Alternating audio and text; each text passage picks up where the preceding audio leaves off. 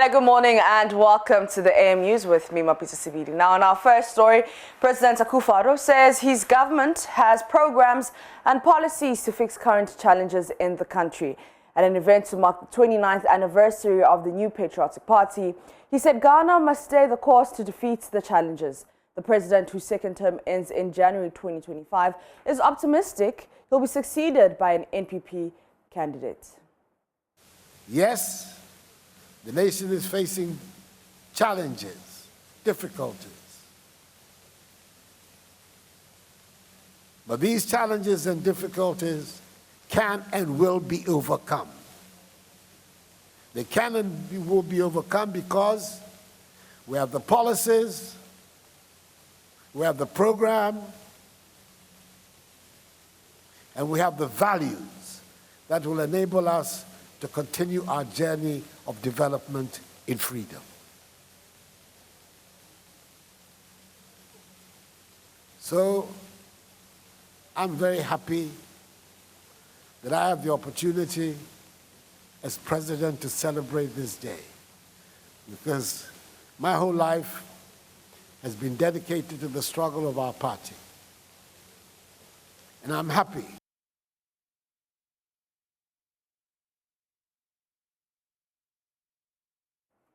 I will suppress and repress corruption. Now, that's assurance by Special Prosecutor Kisi Ejebeng as he formally takes office.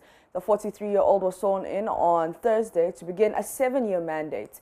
The office became vacant last year following the resignation of Martin Amedu, who accused the president of political interference. Mr. Ejebeng, in his acceptance speech, said he will work to make corruption a high-risk venture.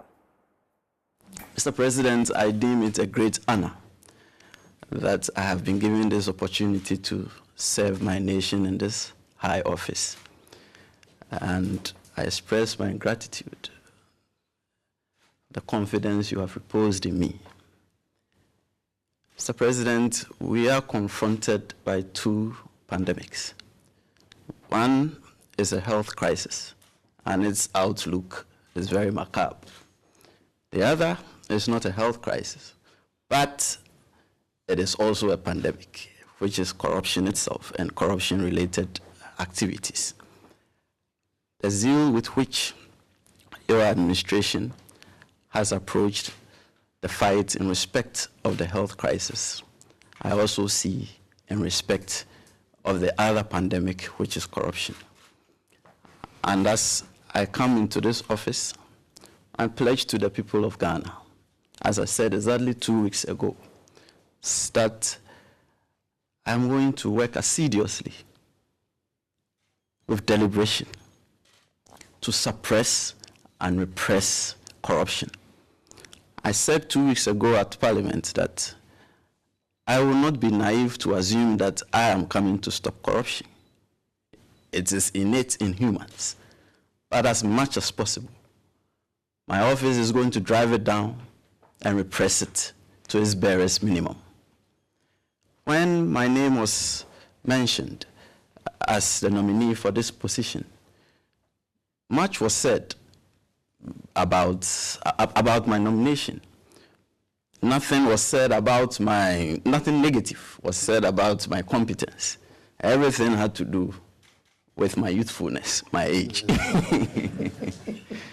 But if that is so, Mr. President, I can only express the thanks of the youth of this nation that you have given youthful persons the opportunity to serve, just as my friend and mate, the Honorable Attorney General and Minister for Justice. And the youth of this nation should feel proud that they have their own represented in such high offices. Meanwhile, President Akufo-Addo says despite the unfortunate events that led to the exit of Martin Amedu as special prosecutor, he does not regret appointing him. He was speaking at the swearing of Special Prosecutor Kisi Ejebeng. the genuineness of that commitment to create an independent, non-partisan body with the relevant professional capability to lead the fight and hold public officials, past and present, accountable for their stewardship of public finances, was made manifest in the appointment of a very senior figure from the opposite side of the political divide to establish and head this very significant office.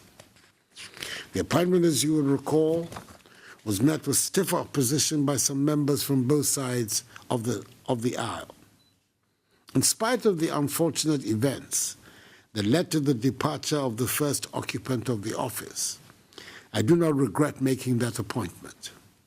On my part as President of the Republic, I ensured that the office was adequately resourced to enable it to carry out its mandate.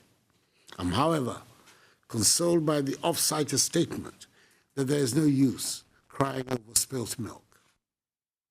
So when the Attorney General and Minister for Justice, Godfred Yeboah-Dame, on 16 April 2021, moved to nominate Mr. Kisi Ajabeng under Section 13, Clause 3 of Article 959, for consideration as the second occupant of the office of Special Prosecutor, I accepted the nomination. Having been called to the Ghana Bar in October 2003, holding a Bachelor of Laws LLB degree from the University of Ghana and Master of Laws degrees from Dalhousie University and Cornell Law School, having acted as a criminal law lecturer at the Faculty of Law, University of Ghana, Lagos, and also engaged in private law practice, it is clear that Mr. Kisi Ajabeng is eminently qualified to occupy the office of Special Prosecutor. He has the capacity, the experience, the requisite values, and intellectual strength to succeed in this vital position. I urge the new Special Prosecutor to bear in mind at all times that the office carries an extraordinary responsibility to fight corruption independently and impartially.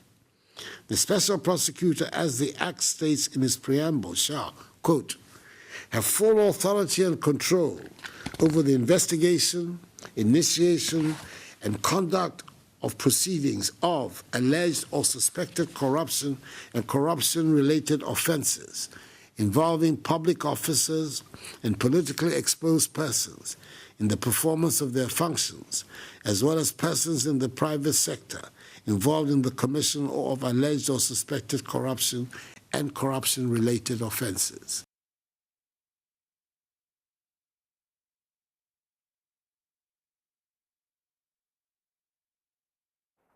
In Parliament, the minority is casting doubt on assurances by the Minister for Agriculture that farmers' access to subsidized fertilizers will improve following the release of 260 million Ghana cedis for suppliers. Minister for Agriculture, Dr. Koto Owusu-Afriyie, told Parliament the amount has been released to fertilizer companies that the government owed as part of efforts to deal with the shortage of subsidized fertilizers. But Deputy Ranking Member on Parliament's Food and Agri Committee, Godfred Siedu, tells JoyNews the move is inadequate. Well, too little, too late. He's talking about 260 million Ghana cedis, and that's represent about 44% of the debt owed, according to the minister himself. Now I ask myself, this is 5th August. You know, you're paying just 44%. He even says those are the releases. Has this money actually got to the suppliers? It has got to the suppliers. When? Now, that's my fear. Now, if the suppliers even get the money today and their debt payment arrangement is complete, what guarantees do we have that fertilizers, therefore, can come in within good time to be able to supply the farmers? This is August. Most farmers in the major season have finished their planting. Fertilizer application periods are over. So there's a potential crisis, food security crisis. And I think that we should all speak about it in all honesty and see what arrangements can be put in place immediately to forestall what is happening. I mean, they should get some fund to be able to get these suppliers paid so that fertilizer can be brought in immediately and a quick distribution arrangement made so it can get to the farmers that need them most, so that at least we can avert the potential food security crisis that we are likely to plunge this country into. In the Bono East region, some residents of Techiman are worried about a recent announcement by the Ghana Health Service indicating that the Bono East region is one of the 3 regions emerging as COVID-19 hotspots across the country. They want authorities, especially the security agencies, to intensify the adherence to the safety protocols as part of measures to help curb the spread of the pandemic. There's more in the following report by Anas Sabit. Well, the Ghana Health Service recently announced that the Bono East region is one of 3 regions that are currently hotspots for COVID-19. This afternoon, we are hitting the streets of Techiman, the Bono East regional capital, to inquire from the residents here what they make of this worrying situation. We want to speak with them and have their take on what they feel about this particular announcement. I am deeply worried because this is quite more or less quite an elusive kind of thing. We hardly see the disease coming. So if you see that there's widespread variation of the social protocols, it gives room for concern. So I'm deeply worried. So let me use your credible medium to appeal to all and sundry that if we try to observe these protocols, obviously it will inure to our benefit, and it will even impact positively on the local economy and also the national economy as a whole. Yes, I'm very worried that Bono East is one of the hotspots in this pandemic disease. I think people are not adhering to the protocols of late because people don't put on the nose masks of late and they don't do the hand washing. So henceforth, or going forward, they should practice the hand washing and be putting on the nose masks. Yes, my brother, I read the news online myself, and it's a worrying trend. I was very worried when I saw that news. Techiman has been a major transit point between the north and then the south.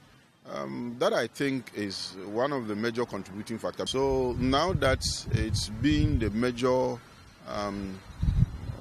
area that is being affected by the COVID situation, I think it's a worrying trend for us in the Bono East, not just Techiman, but Bono East as a whole. Whilst these people here are worried at the current situation, they call on authorities, especially the security agencies, to intensify their enforcement of the COVID-19 protocols to help reduce the spread of the pandemic within this area. What I'm saying is that it's like the security service should enforce the people just to obey the procedure that should be put in place. I think that's my suggestion. So I think the security should also come in to enforce laws so that will help people put on the nose mask so that will bring down the disease.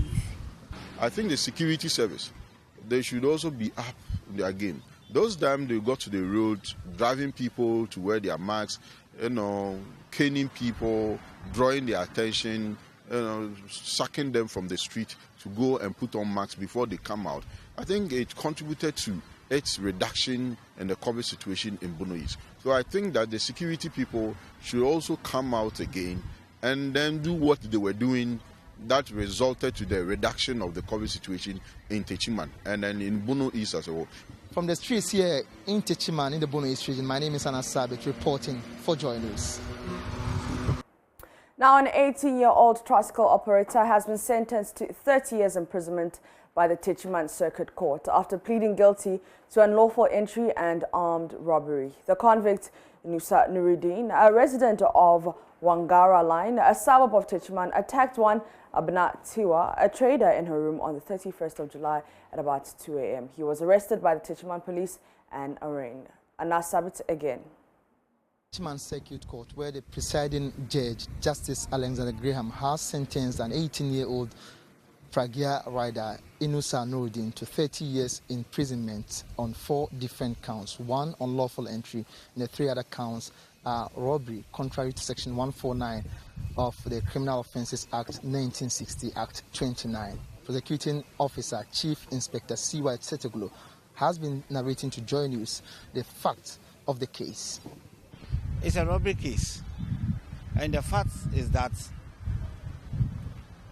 The accused person on the 1st July 2021 went to the complainant Abnati West house in the night when she was sleeping with her 4-year-old daughter. While sleeping, the complainant sensed that somebody has come into the room.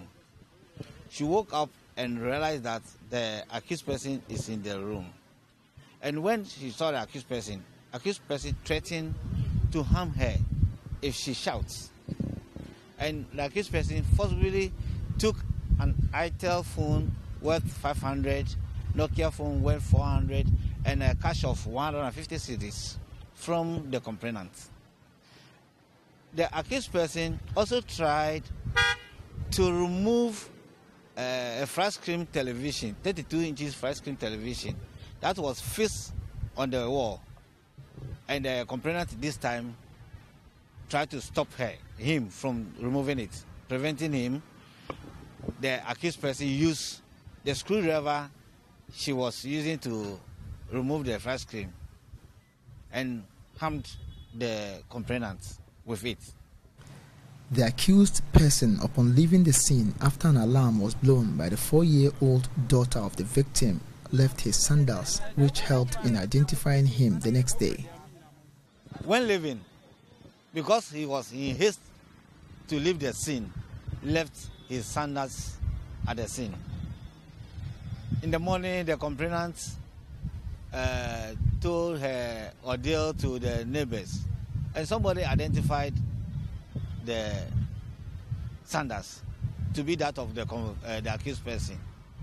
So the accused person, the case was made to the police, and the accused person was arrested. The accused was then arraigned before the Techiman Circuit Court, where he pleaded guilty simpliciter. He was cautioned on the charge and brought to the court. He did not deny. He pleaded guilty simpliciter and was convicted accordingly. After mitigation, he was given 30 years imprisonment on each count to run concurrently. For the victim, Abna Tiwa, a 44-year-old resident of Fongrala, a suburb of Techiman, the incident has imbibed fear into her, and as a result, she is relocating from her current residence because she is afraid what happened is capable of being repeated. I have informed my brothers that I'll have to relocate because I have not been able to sleep since the incident. I wake up at night with fear because I'm afraid. I've never come across this before. I'm not able to eat, so I have to leave. For Chief Inspector C.Y. Seteglo, he's optimistic that such sentences is deterring enough to discourage the youth from venturing into the robbery business. I've been saying that it is not a good enterprise for the youth. Please don't go into it. So this has been the situation here at the Techiman Circuit Court. My name is Anas Sabit, reporting for Joy News. And for the AM News, my name is Mapita CBD. For more news, you can log on to myjoyonline.com. The AM show continues.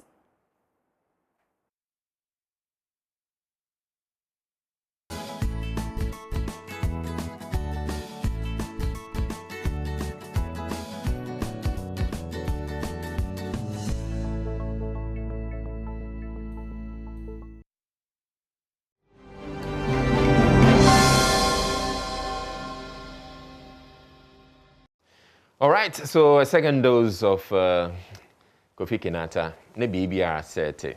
So we're on next to the news review, and I'm here with Nemeze. Yes. In fact, we're both Nemeze. Yes, we are. Nemeze. We are. All right, so what's in the newspapers. Nima, you probably want to start. Okay, so I'm going to start with the Daily Graphic this morning. And on the front page, dealing with challenges, NPP remains the best option. President insists. Of course, I mean, he wasn't going to insist that any other political party would be the best option, so the point is kind of moot. But anyway, President Nana Addo Dankwa Akufo-Addo has said that the new Patriotic Party government has the policies and programs to confront the challenges of the country. While admitting that Ghana was currently faced with some difficulties and challenges, he said the NPP government remained the best option to overcome these challenges. Other stories on the front page of the Daily Graphic. Saglami housing brouhaha, Collins Dowda, 4 others granted bail. Changes in police hierarchy. Government releases 260 million Ghana cedis to pay fertilizer companies. Let me just do a quick glimpse into almost all the stories in the Daily Graphic this morning. So Nigeria seizes $54 million of pangolin parts and elephant tusks. Wow. And these were bound for Southeast Asia. The government has intercepted them. There's an opinion piece, Nana Akoko Sapong at 83, worth knowing. Writing, is it a safe or dangerous enterprise? In politics, let's collaborate to promote democracy. Angolan president is urging Ghanaians. President swears in second special prosecutor. He says that the government will resource the office. Ghana to host Cocoa Initiative Secretariat, signs agreement with Côte d'Ivoire. And then Pastor Otabil has been speaking at Greater Works. He says Africa must use COVID-19 to industrialize. Other stories, 2 envoys bid President Akufo-Addo farewell. And in sports, Grand Fondo Ghana race on August 22nd. So Ghana will host its first international cycling race of the year, the Grand Fondo Ghana cycling race in the Greater Accra and Eastern region on Sunday, August 22nd. Also, just a few other stories, keeping our schools safe and secure from the COVID-19 pandemic. And that's always a source of worry, isn't it? Because our children, their tendency to take off their masks and all that is a little bit high. So we need to keep our eyes on that. The US is going to make vaccination a requirement for entrance in the very near future. Remember that the US has vaccinated over 70% of their population. And so definitely being very, very careful there. That story about the Saglami housing brouhaha also featuring, we know that 2 of those Mahama ministers and others, their bail came up to $322 million. I think there were about 5 or so lots of money there.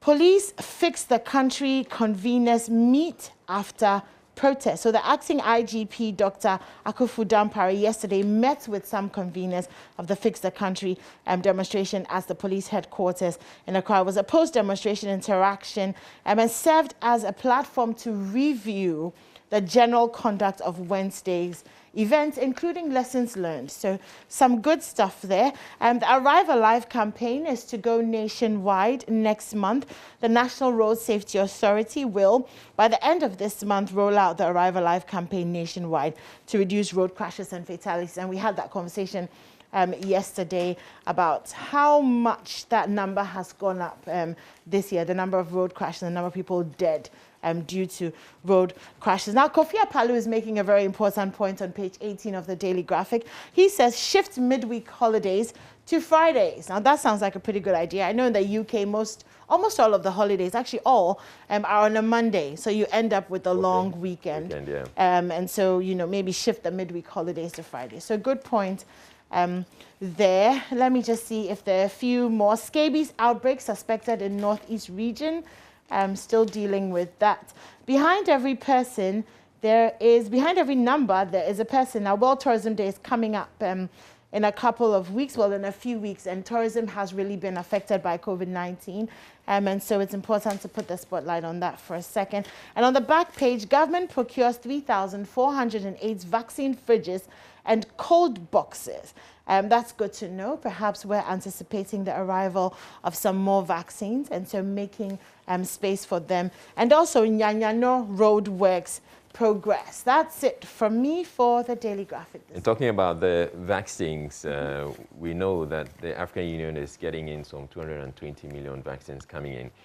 And it's by an initiative by the countries, the African countries themselves. So they put money together and they said they were going to buy the vaccines. I'm wondering why they had not done this a long time ago. A long time ago, yeah. Because yes, courtesy that arrangement, they're getting 220 million vaccines, Johnson & Johnson vaccines coming in, and apparently they're buying a total of 400 million. And I'm like, wow, if we did this so... and this is an African collaboration. Allow us to have taken our time to get into it. Most importantly, we have done it. But it's good news. And we're very proud, aren't we? Good news. Yeah. South Africa. So they finally they finalized the production of the vaccines in South Africa. And South Africa is going to get the first shot at it. All right, let's go to the Daily Dispatch. And on the front page, MPP's flag bearer will win 2024. That's President Akufo-Addo. And of course, again, he was not going to say NDC's. And there's a photo, or there are photos of 4 possible aspirants, I believe. Dr. Mamadou Baumia, Alan Tremanting, and Joe Gate, and Dr. Konedu Apreku. And then again on the front page of the Daily Dispatch, Mama hints again of leading NDC in 2024 elections. I'll bring you that story because I find it quite interesting. I'm sure you want to know why or how he dropped those hints. The University of Ghana slapped with $165 million judgment debt. Gosh. Okay, so let me get to that first. So the University of Ghana is to pay a judgment debt of $165 million for terminating a contract in 2018. The order was made by a U.S. federal court. The court indicated that the university defaulted on a flagship developmental partnership program. So that's... I'm wondering if the University of Ghana has $165 million. Well, they can find it. In the first place. They can. They don't have it. I'm not sure they have it, but I'm sure they can find it. If push comes to shove, I guess some assets of theirs would have to be taken. Wow. Yeah, and they have a lot of assets. All right, so let's go to the back page where the 2 stories I mentioned are. So the first one, MPP's presidential candidate will win 2024 polls. That's Akufo-Addo. So he goes on to say, President Akufo-Addo says, I'm confident the party's presidential candidate will win election 2024. And he was speaking at the MPP's 29th anniversary celebration currently ongoing in Accra. And he said, the party has delivered on its promises to Ghanaians since winning power in 2016 and retaining power in the 2020 elections. Well, that's for Ghanaians to decide whether indeed you have performed as president. And then Mama hints of comeback in first outing after defeats. So former President John Mahama has hinted of leading the NDC again in a presidential election in Ghana. In his first outing after the dismissal of his election petition by the Supreme Court, Mr. Mahama charged supporters in the Ketu South municipality of the Volta region Wednesday, August 4, not to be disappointed with the outcome of the December 7, 2020 election. So he says, so I want to thank you very much and to say that this is virtually my first public outing after the election in 2020. He told a gathering at Salakope where he donated some relief items to victims of the latest shadow waves there. I want to take the opportunity through you, the people here, to thank all our brothers and sisters in the Volta region for the strong support that you showed me during the elections. You didn't disappoint me at all. You did your part. So let's get to this other part. He says, let us not be disappointed. Let us not be discouraged. They say, he who fights and runs away, or he who fights and loses, lives to fight another day. And so what we need to do is to put us on reorganizing the party, selecting a new leadership, and getting a flag bearer to lead us back into the next battle. And I'm sure that in 2024, by the grace of God, by the grace of Maulisa, NDC will come back into office. Okay, I still don't get the hint. Did you get the hint? Okay, but yes, well, he's probably saying that we're going to go for it again. But he talks about new leadership. Yeah. So maybe new leadership as in executive. Right, but not new leadership. Not new leadership. Okay, so that's those are the main stories in the Daily Dispatch. But there's some other stories you may want to read. Mahama on why he was coming back in 2020. So the Daily Dispatch is bringing back a story, an article they put out back then, and an evaluation of the contribution of the Dankwa Buzia tradition to Ghana's political development. And then the new special prosecutor, the new kid in his own shoes. That's a nice headline. I like that. Obeda Samoa on the challenges of democracy in Ghana. And that would be it. That's it? There's one other story in the Daily Dispatch. It says Tamira Mensah Stock becomes first U.S. black woman to win gold in wrestling. And immediately, I'm just thinking about so many Ghanaians. I mean, it sounds like she's a Ghanaian. Yeah, from the Mensah. From the Mensah. And, this is not the only name that has popped up at the Olympics. There's several of them, especially in the U.S. team and in some other, even Japan. There was a Ghanaian whose name popped up there. And I'm wondering, if we had giving these people all the support that they needed, we probably would have been winning many medals for Ghana. Medals, yeah, but we're not giving them support, so they're winning medals for other countries. Yeah. Yep. Which, of course, they may be citizens of as well. We can't take that away from them. Well, they have since become citizens. Well, yeah. Or maybe they were born there. Well, possible. So, yeah. Many different reasons. Anyways, shall we go to the Daily Guide now? And my first story on the front page of the Daily Guide, President swears in special prosecutor. Saglami housing scandal. 2 Mahama ministers, others get $322 million bail. That's a lot of money. Government releases $800 million for contractors. NPP will win 2024. That's according to President Akufo-Addo. Again, of course, wouldn't expect anything different from him. Let's do some international stories. Bangladesh, at least 17 killed, groom injured as lightning hits his group on way to wedding party. So lightning has killed at least 17 people who were traveling to a wedding party in western Bangladesh and injured more than a dozen others, including the groom. Very sad. They were traveling by boat. They reached the bank of the Padma River and on the way to the bride's house. And that's where lightning struck, and a few of them died and some were injured. Very sad story. Very sad thing to happen on what's supposed to be one of the happiest days of your life. Okay, more than a dozen soldiers killed, several missing in Niger attack. Iran's new hardline President Ibrahim Raisi sworn in. Qatar Airways has been ordered to ground 13 Airbus planes. The president swears in special prosecutor. That story in almost all the newspapers. Big news there. We did hear the president say that he didn't regret appointing Martin Amadou. And is looking forward to what Special Prosecutor Kisi Ejabeng will do. So do all of us, actually, I think. Volta, Bono East emerging as hotspots for Delta variant. We had that conversation yesterday. Akufo-Addo's education infrastructure record unmatched. Okay. That's Isaac Bonsu. He's a youth activist with NPP. Let's do some showbiz.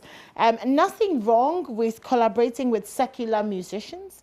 That's Yao Sapong who has been speaking. He says there's no absolute problem with gospel musicians collaborating with secular artists. The fact is that in the Bible, Jesus told us that we should go out to those who haven't seen the light if we believe that we have seen the light.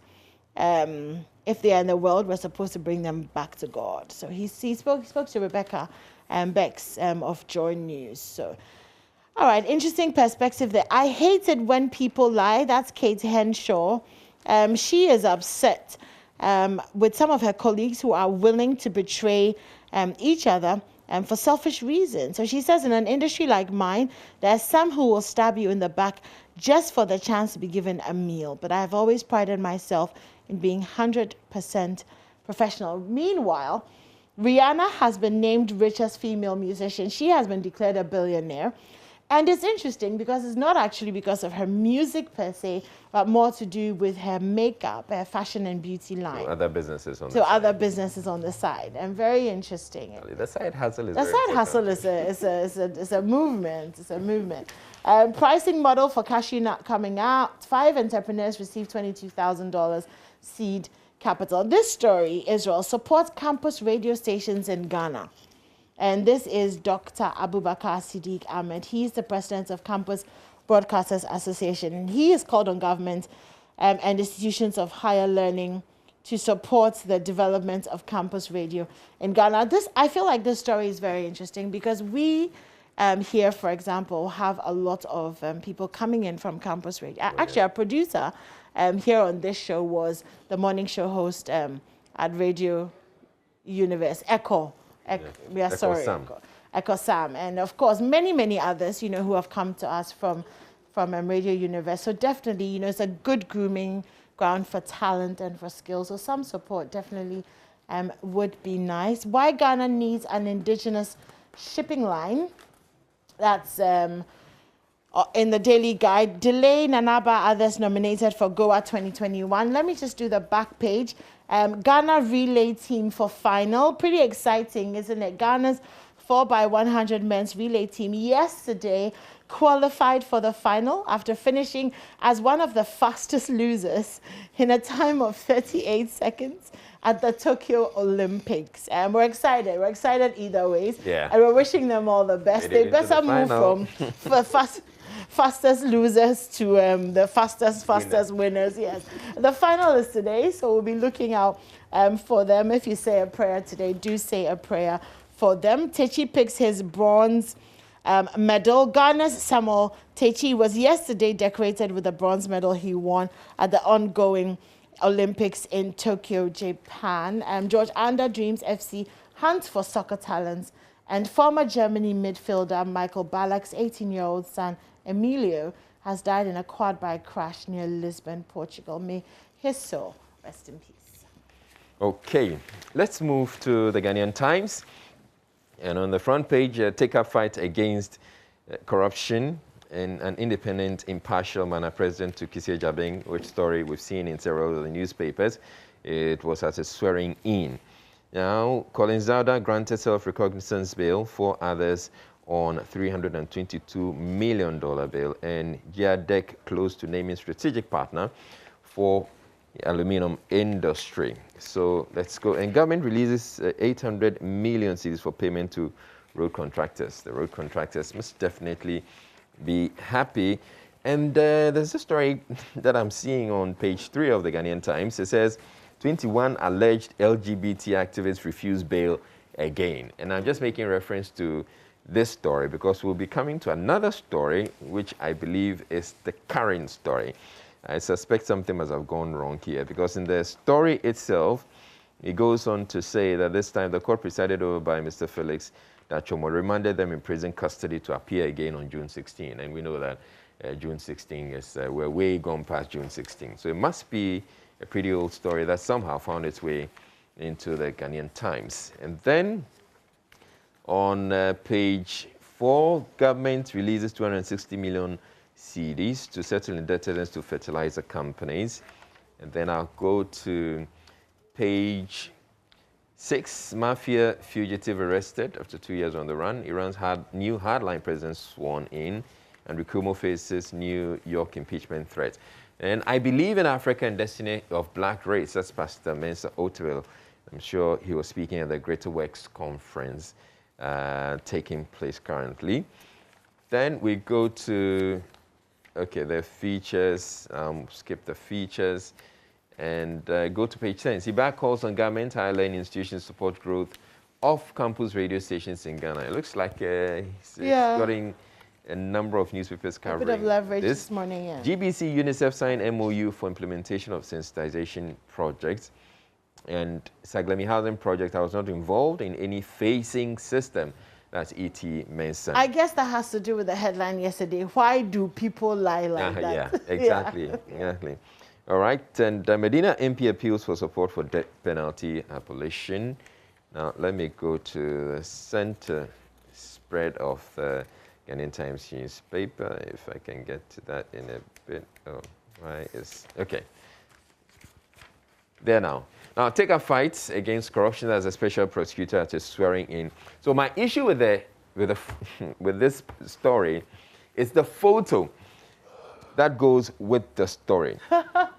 You see, it's a good photo. Yeah, well, it's a good photo. Except you see the special prosecutor looking off camera, and the president and Godfrey Dame looking in camera. And that tends to happen a lot because when you're taking a photo, you have so many cameramen coming at you and they're pointing their lenses at you, and then so you're wondering, okay, wait. So your issue is with the camera, the fact that the dude is not looking at the right camera. Yeah. Wow. And because he was confused by the photographers. Right. And here I thought you were that. going to make some political thingy about. No.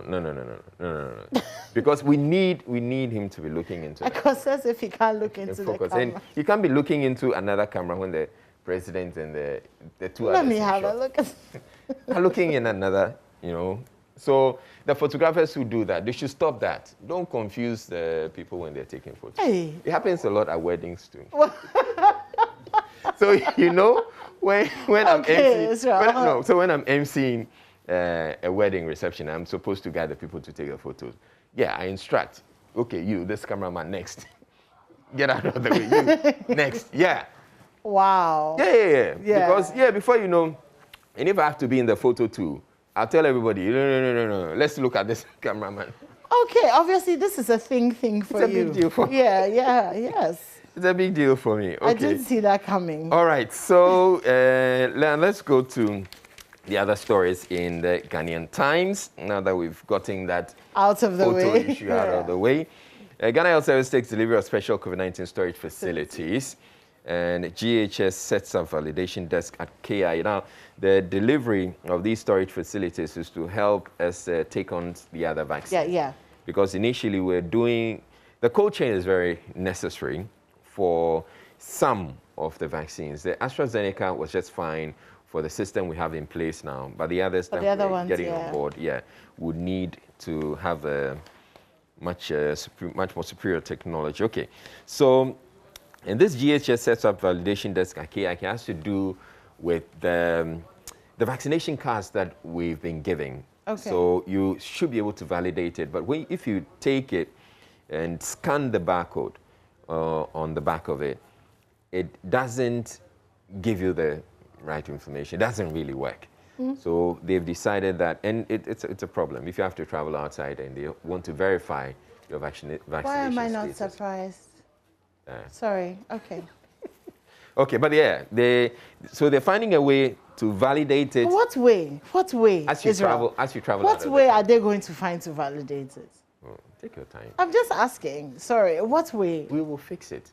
When? We're fixing everything. Okay. Yeah. Okay. Okay. And then some more. Because you can imagine yourself at JFK or Heathrow, and they are now scanning the barcode, and then it's some like I go and then maybe you see Kofi Ajololo's name pop up, and it's like at that point what do you? Oh gosh. So essentially, I think what they're trying to do is make it possible that you could maybe get another.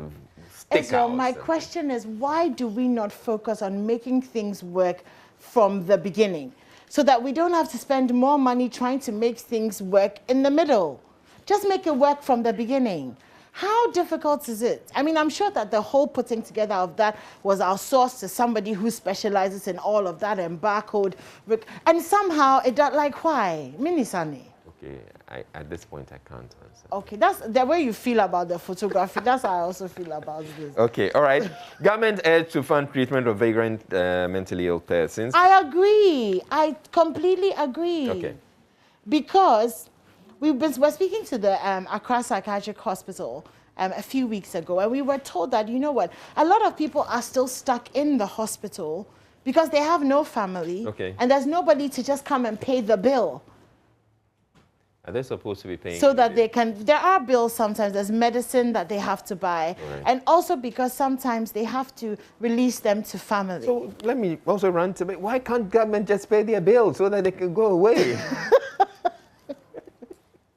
I mean, when it comes to the way we treat people who have mental issues. No, but I feel that government should be able to absorb their bills so that they can get to They can, so that they can. And we can't keep them in there. You see, the more we're keeping them in there, where the bill is getting higher? The bill is getting higher. And we don't have enough facilities. So we should get some people out so some more can be admitted. But vagrants, what does this mean?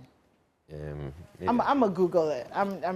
Yeah. We can come back to that. Okay, healthcare providers caution against charging illegal fees. Abilikuma North Assembly places premium on education. Anemia amongst pregnant women in Wa increases. And let's have comprehensive debt management strategy to manage escalating debt that year. That's Dr. John Kwakwache. And again, I see a photo and I see something about the photo and I want to talk about it. It's okay, go talk about the photo. Okay, it's okay, you gotta leave it there. Okay, so vagrant means a person without a settled home or regular work who wanders from place to place and lives by begging. Okay. That's why we need to. So yes, yeah. Let's pay their bills. That's why we need to pay Because who's going to pay for it? Well, the thing is, after the bills are paid, they're probably going to go back on the streets and continue to beg. Do you get an idea why I'm talking about the photo?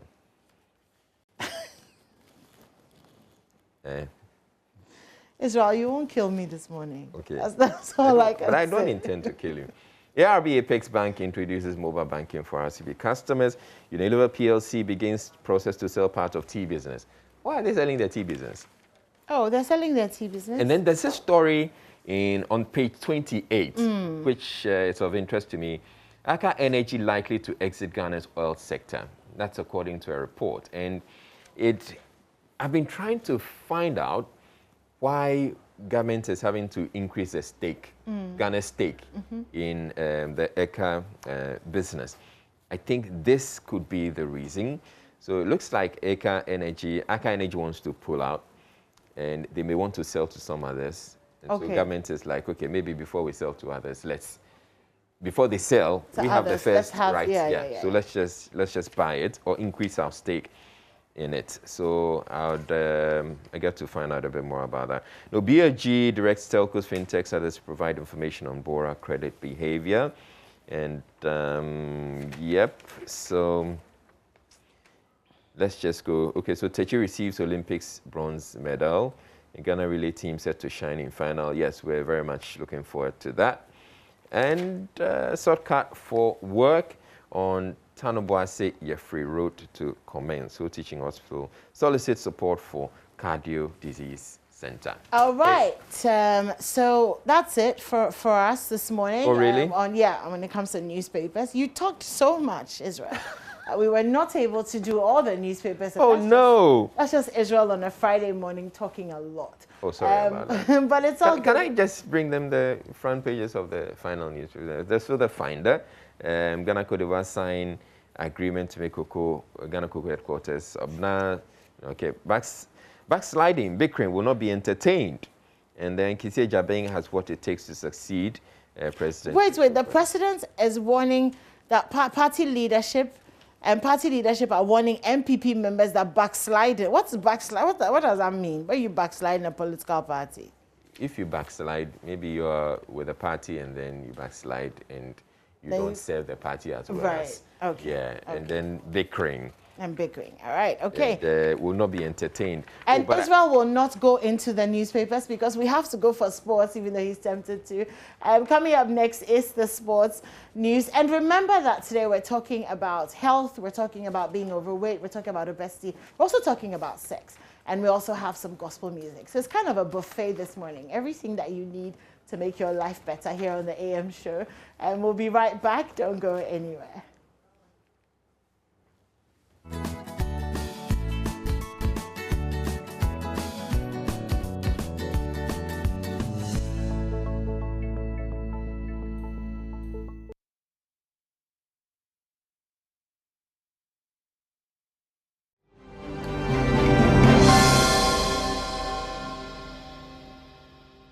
Now let's talk about Kumasi Asante Kotoko. And after opening a 7-point lead in the just ended Ghana Premier League, the Porcupines capitulated and Accra House of Oak came over to win the league title. Head coach Marino Barreto claims that the players were not committed to the cause. He was speaking to Insura FM.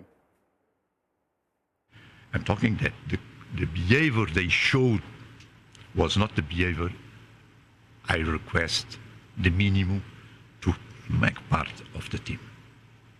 Because when you have players who comes to the field and they are laughing when the team lose, something strange. Something strange. They cannot make part of the team. They can be good guys, but if you are happy when you lose, something strange. And in the end, I only have to say this is my fault.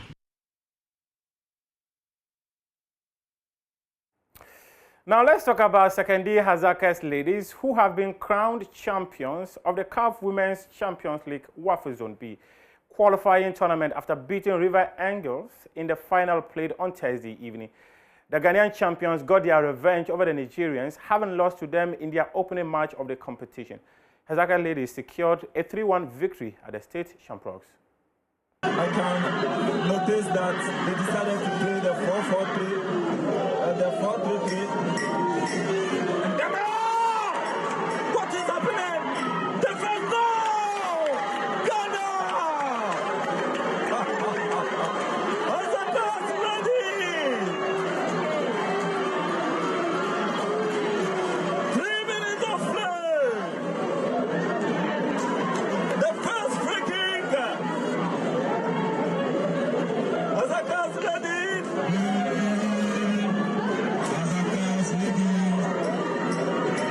3 minutes of play. No one kicked. And the Ghanaians are still there.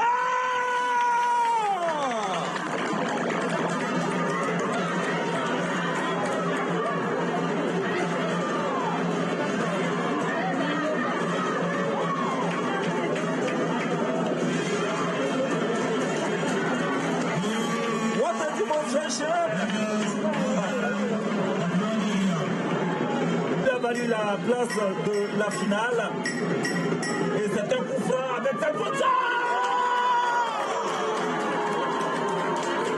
40 mètres! 40 mètres! Encore! Cette latérale gauche du Ghana, porteuse du numéro 6. Latéral gauche du Ghana, porteuse du numéro 6. Du côté par les Ghanéens et c'était centre. Et centre. Et attention, les Ghanéens veulent forcer l'addition pour cette année.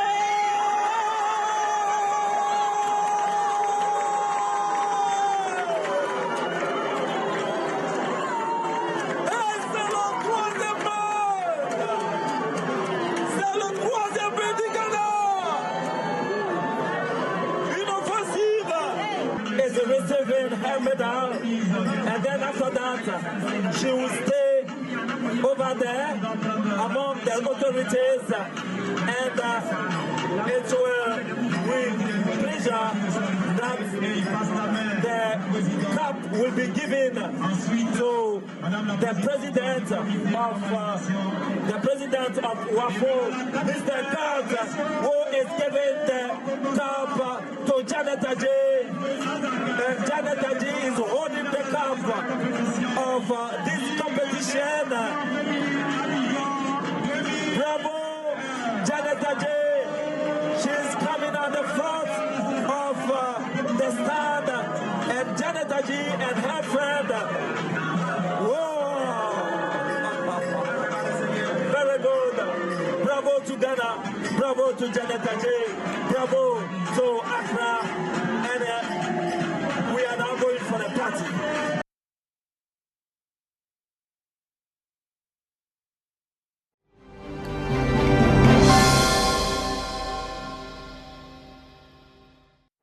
For almost 4 decades, one of Ghana's promising athletes who won a bronze medal for a country in the 1960 Olympics has been in what many say a deplorable state because they claim he became a destitute. Despite representing the country and winning a medal for us, unfortunately, the country did not honor him. However, the story became a different one yesterday when members of the Ghana Armed Forces opened a shop for him. My colleague Nathaniel Arthur was there and came through with this report. There in the background is the Volta Barracks 66 Artillery Regiment band, and they are just playing a few, folklore tunes to herald an event that has gone to celebrate somebody who definitely, qualifies as a hero in our sporting history and in our national lives. To the recipient, may the proceeds that arise from this shop continue to provide sustainable income to Prince Amate. Prince Amate, the bronze medalist from the 1972 Olympic Games, has been honored by the Chief of Defense Staff and the Ghana Armed Forces for his contributions to the nation. As you can see, the Chief of Defense Staff is here. He performed the commissioning of, this facility, which is a fully stocked shop, and he's in the company of the legendary John Nawu, who is also an Olympian and who participated in the 1968 Games. Let me just see if I can steal a minute or two from, the Chief of Defense Staff. Hello, sir. Thank you very much. It's great to see you, sir, and you look good. Thank you very much. Thank you very much. How do you feel personally as an individual, considering that you work in a state institution that believes very much in service of the nation, after this gesture that you made earlier today? I'm so delighted, particularly when seeing people like Mr. Nawu, whose name I heard when I was a kid in primary school, that in the 60s they used to call goalkeeper Nawu. And today I've seen him. It's so refreshing. It's so refreshing. But it's good to honor all of them who sacrificed their life and did so much for our country. So it's very good to participate in this ceremony. What did Mr. Prince Amate say to you that moment after you cut the tape and you ushered him into the shop? All he could say was, thank you. Thank you, thank you.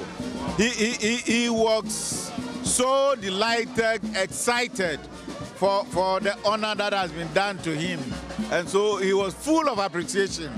And I think that is the spirit. Now, we will try to catch a moment with the legend himself, Mr. Prince Amate. Thank you very much for your time, and good to see you. How are you doing? Good, sir. Tell me how you feel today after everything that has been done for you by the Ghana Armed Forces. Well, very, very happy. Thank you very much. Thank you very much. Well, he has at least been able to express his gratitude to the nation. Well, it is always said that a nation that does not honor its heroes is not worth dying for. What has been done here by the Chief of Defense Staff, Vice Admiral Seth Amama, is something which obviously is worth emulating. It's been a wonderful day here at the Volta Barracks, and we're very sure that all the other achievements that will be made by other sportsmen on big stages like the Olympic Games will go acknowledged, and they will not take this much time to be acknowledged. Nathaniel Atto from the Volta Barracks in the Volta regional capital of Ho.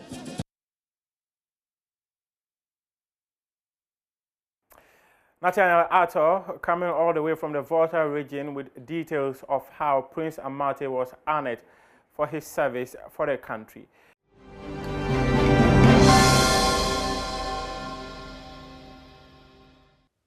All right, so you're welcome back to the AM show, and we're talking obesity. And I'm going to share some stats with you, and then we'll come to the conversation itself. And you may be wondering, who is obese? You're probably thinking that, okay, I'm standing here fit and trim, and probably I'm not obese. I may be wrong, you may be wrong. But let's get into some study, which we're going to be talking about. So the study is an analysis involving 48,966 people, and it shows that nearly 43% of Ghanaian adults are either overweight or obese. 43%, that's a lot. That's a lot, nearly half of the population. Now, there are more obese people in urban areas, which is understandable because in the urban areas where we're more into the junk foods, we're likely to end up being obese as compared to those in the rural communities where they're eating the healthy foods, they're eating their pim, the kontumre, and breathing in really good air. So it's understandable. There are more obese women than men. This one I can't explain. So 21.9% as against 6%. Okay, and then 45.6% of adult diabetes patients in Ghana are either overweight or obese. Then Ashanti, Central, Northern, and Greater Accra regions have the most overweight or obese residents. Ashanti, Central, Northern, and Greater Accra. Well, that's what you find in the main cities. So Ashanti, Kumasi, Central Cape Coast, Northern Tamale, and Greater Accra. And most people became overweight in Ghana in the period 1998 to 2020. Oh, really? That's interesting. But yes, we're getting into the conversation, and Animwa is going to start that, and we're bringing in some guests to help us to have this conversation. So, Animwa. All right. Joining us this morning to have this conversation, we have Dr. Joseph Akama. He's a cardiologist. We have Maxwell Conlon. He's a dietitian at the Legon Hospital. And Albert Ajebi, who is a fitness instructor. So I think that I want to start with obviously the classification of obesity, because you can't just assume that someone is obese just because they're fat. Or can you? Let me start with you, Dr. Akama. If you can just tell us, classify for us, how to identify if you're obese or not. Good morning. Good morning. Everybody, and thanks Joy TV for inviting us for this important topic. It is very key that we get alerted and rise to the call to control obesity in Ghana. Yes, so obesity is very common, as the previous speaker had alluded to, and we are having problems daily with obesity. So to classify obesity, you have to look at the person's height and then the weight. So when you put the height and weight together, we can classify based on the BMI, so the body mass index. So when you take your smartphone and click in BMI calculator, and you can plug in either using the SI unit or the old system where we use pounds and inches for the height. So by doing that, the weight can be categorized into the various numbers based on the BMI. So a BMI of less than 18.5, okay, is underweight. So if your BMI is less than 18.5, you're underweight. The normal BMI based on your height and your weight should be 18.5 to 24.9. That puts you in the right weight category. Now, when you go beyond 24.9, you become overweight. When you become heavy and your BMI goes beyond 30, then we classify you as obese. Now, under obesity, we have different classes, class 1, class 2, class 3. So once you go beyond 30, and you are 30 to 35, you are class 1. You are obese, but you're class 1. Now, the person who is really heavy, more than 40 BMI, is classified class 3. So why do we distinguish them? Some patients cannot even get out of their homes. Their weight is 600 pounds, and they can't get out. Those are really the heavy-duty, morbidly obese individuals. Why do we need to classify them? Because the risk of cardiovascular problems, diabetes, stress-induced problems, insulin resistance, and heart attacks, strokes increase as your weight goes up. I would like to talk about other things, but let me hand over back to you to continue your line of questioning. I hope it is clear. Yes, it's very, very clear. Thank you for that classification there.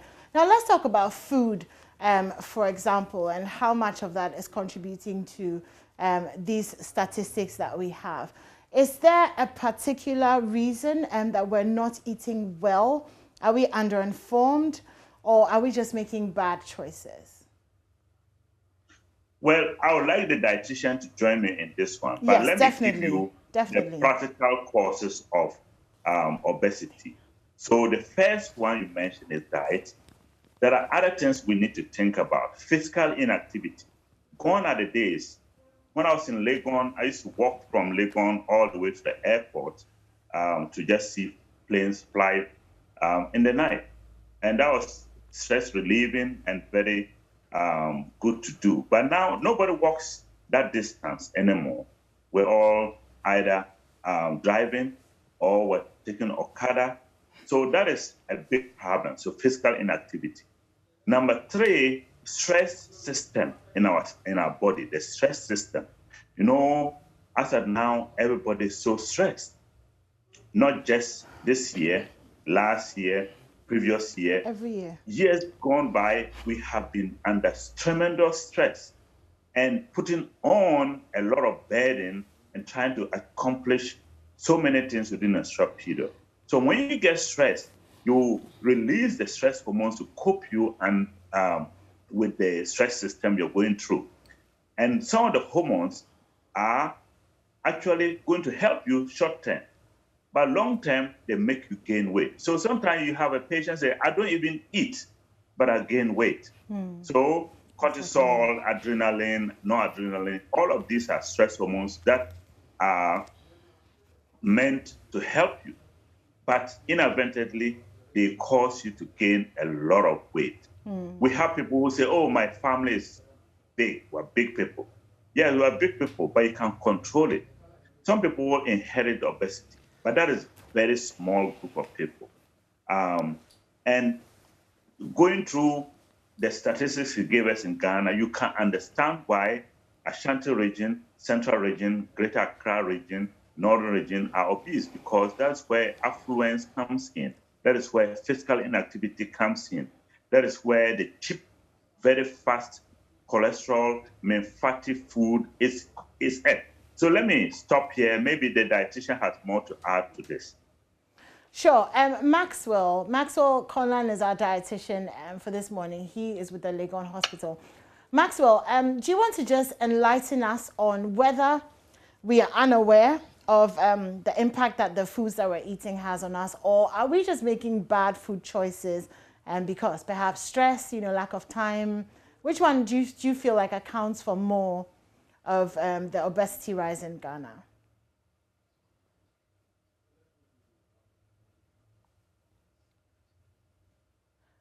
Maxwell, are you there? Whilst we're waiting for him to come on, it is difficult to know which one is the number one etiology, cause.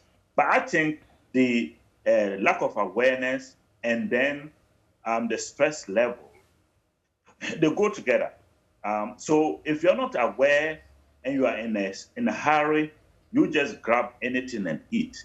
Besides, because of our development, so-called advancement in terms of our level of education, level of advancement in terms of technology and food preparation, we're preparing food that is not healthy for us.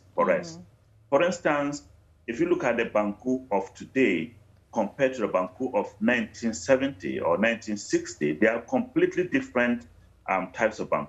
If you look at Kenke of today and Kenke of 1970, there are two different types of Kenke. Reason is it is finer, it is more refined, it has more additives. Some even add sugar, some even add conconte to all of these preparations, making it very, very calorie rich. Then when you eat such calorie rich, which has been milled very well, you digest it easily. Your system is able to digest it easily and just consume a lot of calories. In addition, I remember growing up, we used to drink Coca-Cola only once a year or twice, if you're lucky, twice a year. So one would be when you have long vacation and you do well, your father will give you one Coca-Cola or Fanta. Then another one will be Christmas. If you are super lucky, during Independence Day, you are chosen to go to regional office, so-called regional office to march, you get another Coca-Cola. That is 3 in a year. Now look at the children of today. They drink Coca-Cola like water. And Coca-Cola, I'm using Coca-Cola to be the generic. I'm sorry, I'm not meaning the company itself. So please ignore it. Don't go on Joy, but take it on me. When I use Coca-Cola, I'm using it to mean the fuzzy drinks, the fast, sugar-rich drinks. So let me take out Coca-Cola and just use the generic name. These fast drinks, which in fuzzy drinks with a lot of sugar, have the ability to deliver high sugar content within a short period. Okay, and it's not just that company I mentioned, but you have Pepsi, you have all kinds of Ghanaian companies producing very fast drinks. So all of them are combined. So please ignore the fact that I mentioned Coca-Cola on this presentation. But what I really mean to highlight is the fact that we have these high sugar content drinks produced within Ghana and then imported by foreign companies into Ghana. These are available to children, and people just feed their children with sugar content problem. Is the dietitian back on? Can he help me? Yes, Maxwell. Hello, Maxwell, are you there? Okay, right, I think, so yeah. we don't have Maxwell. We'll get Maxwell, but thank you very much, Dr. Nkama. He said a number of things that I'm particularly concerned about the kinky I eat being more refined and it being a problem. But we also have Albert Ajebi. He's a fitness instructor. Albert, I can imagine that you have a number of people coming to you and wanting you to help them to shed whatever weight that they have. What are some of the reasons they say they're putting on that way? So, good morning, guys. Good morning. Usually when people come, their reasons are so superficial. It's not real. Some of them don't want to lose the weight. Oh, they don't want to lose the weight. They want to look slimmer for a birthday party that's coming up in oh no time or in 2 All weeks right. time. So that's why I said their reasons are superficial. But for the few who really want to stay fit and lose the weight, when they come, you have to tell them the truth, because people think it's like a means to an end. It's not a means to an end. It's a journey of a lifetime, right? Right. So, and I'm sure most people don't want to hear that. No, we don't. Most people don't want to. Sorry about that. Like it's a Most people lifetime. don't Like we're just trying to get through one session of working out, and then you say it's a lifetime. Like forever and ever we'll be exercising. We feel such fear and trepidation. So you have to say it in a different way. I say it in a different way. And most people, like the doctor said, when he was in Legon, he used to walk and go and watch the planes at the airport. So walking is one of the things you can do on a daily basis and stay fit and healthy. And with regards to the weight gain or weight loss or obesity, with regards to that specifically, it's more about calories in and calories out, right? So most people are consuming more than they burn or more than they use, right? Because now life has become sedentary. People hardly walk anywhere, right? So people don't do much, but they eat more, right? So what they put in calories are more than they spend. An accumulation of that is what causes obesity, right? So there are people who are even going to the gyms who are still obese because they are still consuming more than the exercise or more than they burn off. So it's a tricky one, right? But with regards to people who come to me and want to lose weight, I try to coach them through, as in this being a lifelong experience, and it's you have to have the right reasons to do it. You have to have the right. If you don't have the right reasons of why you want to start, you would not keep it going. I also get it that, Albert, that the people who are coming in, you say most of them have superficial reasons. So some of them will say, maybe I want a bigger butt, I want smaller waist. Yeah, they do that, right? But whilst we get you to address that, I would also want you to take care of your video is quite shaky. If you could find a way to stabilize it. So we'll get to Dr. Nkama and then come back to you. Let's see what that looks like now. Okay, can we see Albert? Okay, yeah. Much better. So much better. Yeah. So yes, what are they looking for? Bigger butts. Oh man, so why is Israel asking as if it's just women who come and ask for bigger? What are the men looking for? How about you start with that? The men want big arms and six pack, and the women want bigger butt and a slim waist. So the women ask for more And the men ask for less. Wow. It's the same for me. There's no difference between wanting big arms and But flat tummy. I think he's being partial.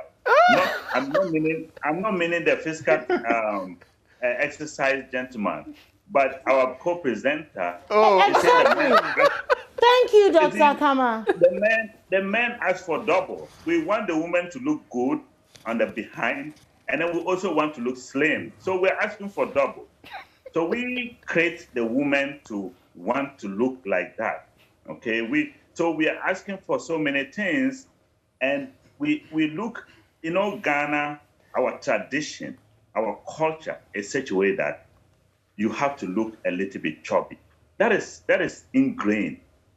When a person marries and he's looking skinny and six-pack, the local woman doesn't care about six-pack. She thinks the woman is not feeding her son. On the other hand, if a man marries a woman and the woman looks too skinny, the family will come after him. You're not feeding our daughter very well. So we have this ingrained tradition. And then the men will also look for women who look like what he's describing.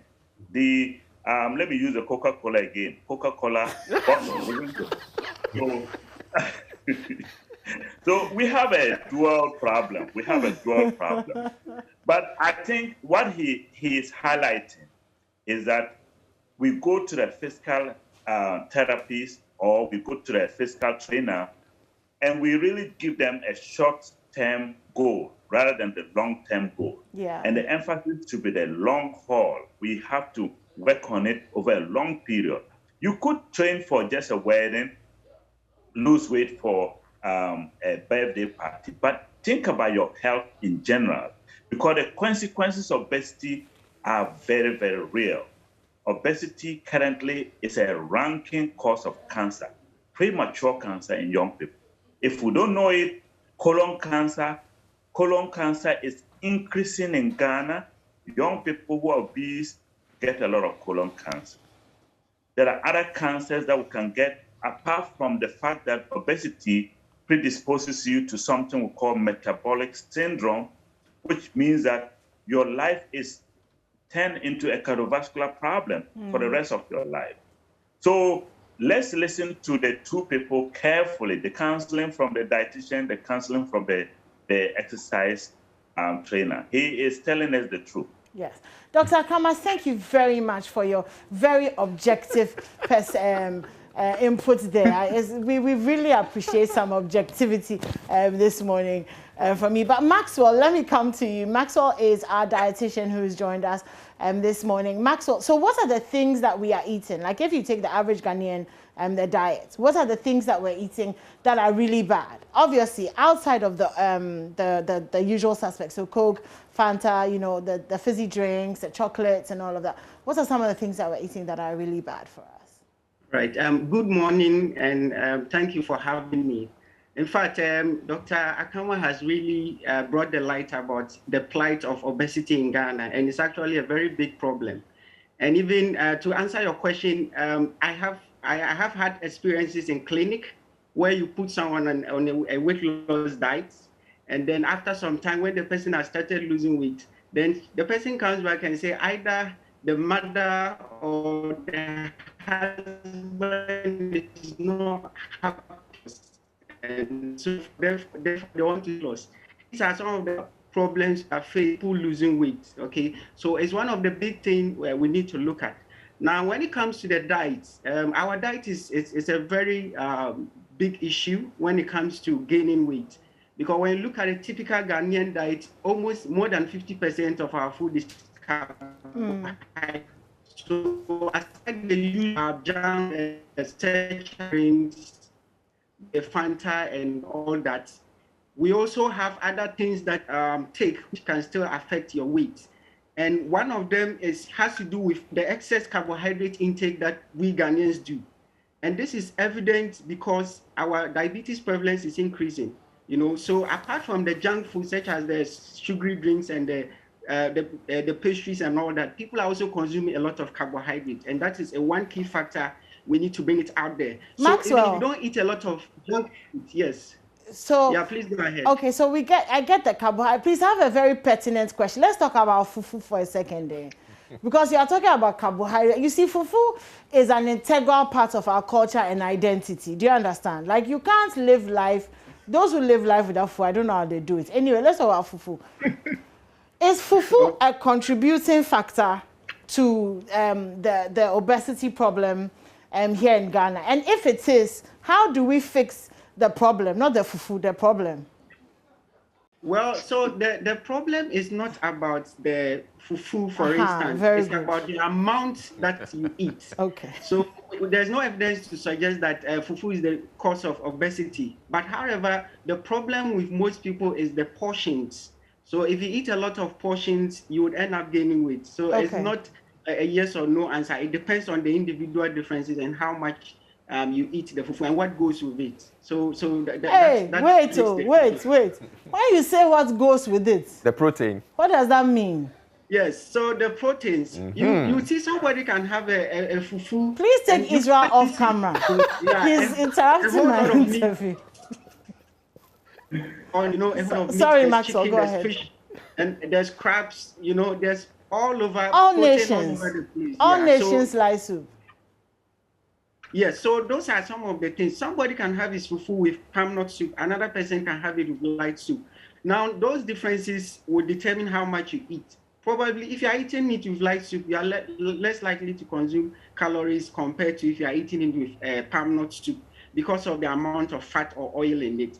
So we need to not, I mean, we are not painting our foods black or specifically single out fufu, but the most important thing and the information we are putting out there is the amount of fufu or the amount of carbohydrate that you are eating. That is a very key factor to determine whether you be obese or not. Because we now have people who are not even eating a lot of junk food.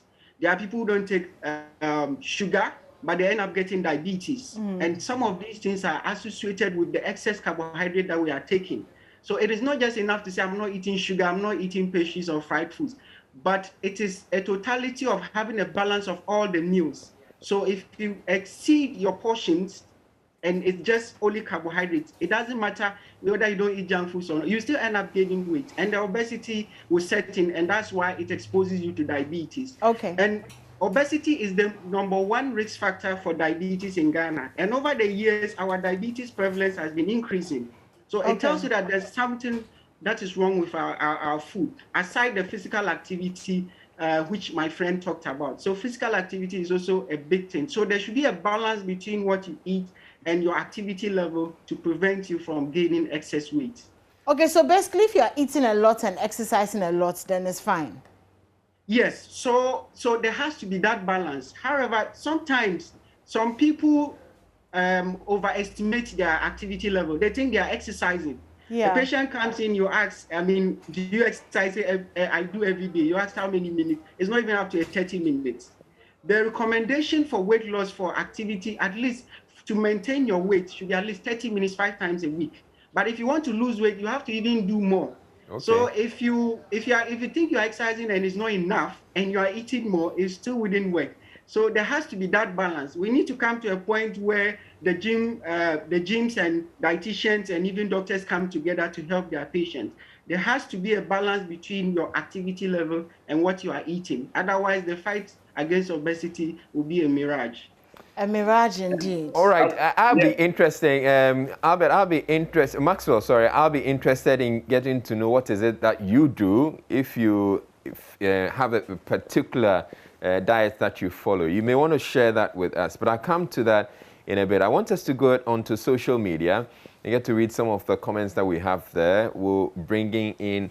So the question we're asking you is, what is your own struggle with obesity and how are you dealing with it? So you share your views with us on the AM show via WhatsApp on right here on Facebook. So let's get to read some of the comments that are there. I recommend Meta Switch from Max International. Okay, he's marketing.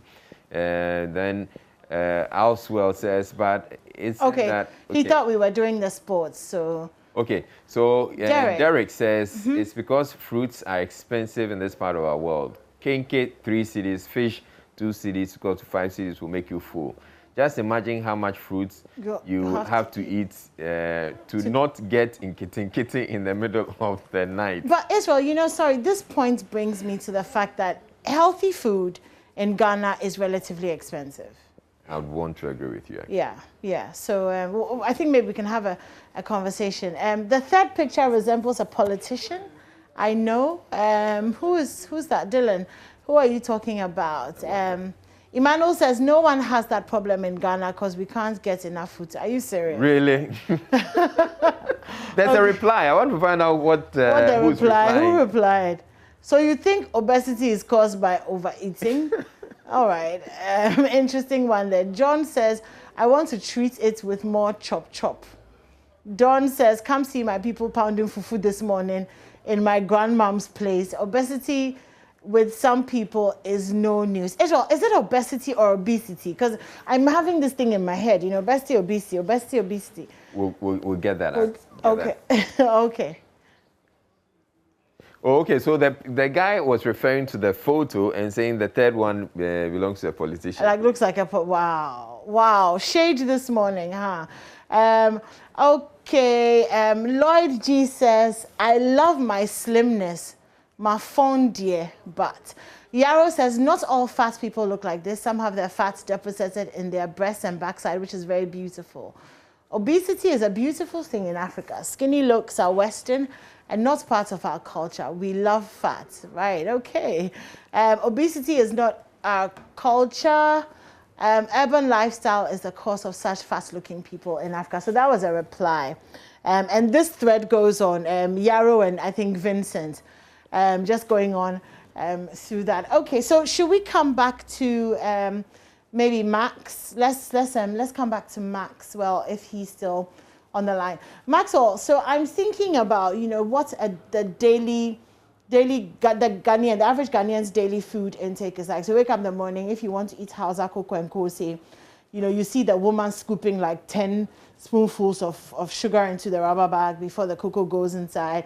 Then obviously for lunch, all our choices, accessibility, choices, you know, jollof, fried rice, wache, kenke, fufu, banku.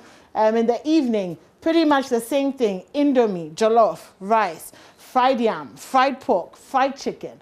If you want to come out of these choices, then you're talking a lot more money. So how do we make healthy food accessible, or how do we make the food that is accessible to us a little bit more healthy? Yeah, so just as you are saying, you realize that you are talking about almost all the carbohydrates, right from the breakfast to the lunch. So the thing is, it's not about how much you have. You know, we have local Ghanaian foods that you can make it balanced, that it will not, you will not still end up gaining a lot of weight. So for instance, if you are buying cocoa, I mean, you can go for some wheat bread or some granuts, you know. So the problem with most people is the amount or what comes with the carbohydrate. So for instance, somebody can buy cocoa and take a full loaf of bread. I mean, that you gain a lot of weight, you know. So it's not about the difficulty in affordability. It's about people not being informed about what choices to pick. And when you look at our setting, a lot of people go to work and almost an average Ghanaian may eat at least once or one of his 2 meals outside. And that is a cause of concern because most of the food that is outside is mostly the junk foods. Almost everything is fried. So what we encourage people to do is try to eat more at home. So if you can eat your breakfast at home and control your portions, and even if you are buying lunch, you just have to be careful with what option you are buying. Instead of going for fried options, you can decide to go for boiled options. So instead of fried yam, you can go for boiled plain rice. Instead of fried plantain, you can go for boiled plantain. So all the alternative fries can be changed to boiled, especially if you have a genetic predisposition or you are in a family of obese people. You would have to even be more careful.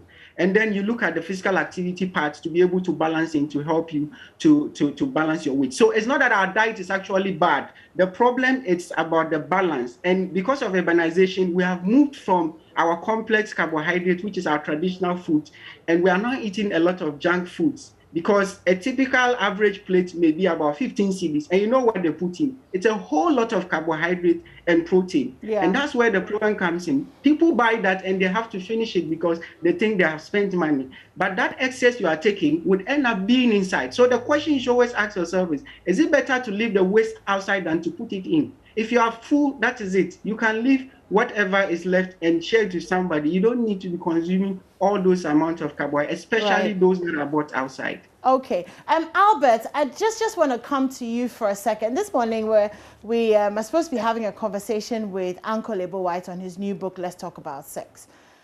People have said that sex is a pleasurable way of burning fat or of losing weight. So for the married people amongst us, I'm asking this on behalf of them. How much sex do you have to lose weight or to make it into a fitness activity? No, hold on. I don't like me being in the photo when you're going to have this conversation. So can you just get me out of the photo? Let Nima ask a question. Wow. You can't lose weight by having sex. You can't, or you can? You cannot. You So cannot? it's a myth. It's a myth. Oh, It's what's not, a myth? not a fact. Oh. Sorry. So for anybody out there who thinks having sex would help them lose weight, I'm sorry to burst your bubble. I'm just going to confirm. I'm going to confirm your thing that you've just said with Dr. Akama, because you know, Doc. You don't want to believe it. Doc, let me come to you, because you know people talk about the hormones, for example, that we release, you know, after you have sex, the feel-good hormones and all of that, which kind of don't make you want to eat because you are on a high. So I think that we should challenge Albert's position on the fact that you are not burning any useful calories by engaging in God's work. And meanwhile, I think you want Albert to confirm the stories that are out there. Yes. And Israel is just smiling and wanting you to be pushed to the wall. But there've been some few instances where women. Oh, whose baby is that? Mommy. Oh gosh. It's okay. Let's see the baby. Let's see the baby. It's okay. That's fine. That's my boy. Oh gosh. Okay. That's a family conversation. So now, Maxwell, we know what you did. We know, Albert, we know what you did, or we know what you've been doing. So there've been some anecdotal reports that when women have a lot of orgasm, they may lose weight.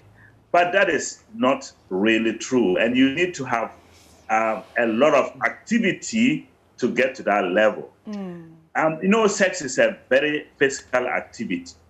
I use sex to determine the person's capacity, okay, to endure. So when a patient comes to me as a cardiologist, when I ask about sexual activity, I'm looking at the person's exercise endurance. I'm looking at the person's cardiovascular risk.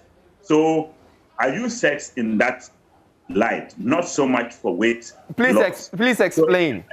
How does that? Okay. How are you able to use sex to determine anything? So for men, if a man loses sexual activity, his likelihood of dying goes high. Okay, so if a man cannot perform either by erection or either he cannot cope throughout the night, he is likely to die shorter than his age category. Really? Who cannot also enjoy sex have some stress, some depression, some hormonal problems going behind the scenes. That means that their stress level is high. That tells me that we need to look behind the face of the person and take care of the person very well. So sex is something that should be enjoyed by both partners. So if one partner is not enjoying it or is having shortness of breath with it, or the male partner cannot erect or cannot enjoy it or has shortness of breath or chest pain during sex, these tell me that the cardiovascular risk factors are going to be higher in those people. Or sometimes they're just being denied. Pardon? Sometimes they're just being denied the sex. Yeah, Yes, sometimes denying somebody sex is not really the right way to deal with things. When you're angry with your partner, doesn't mean that you deny with the sex.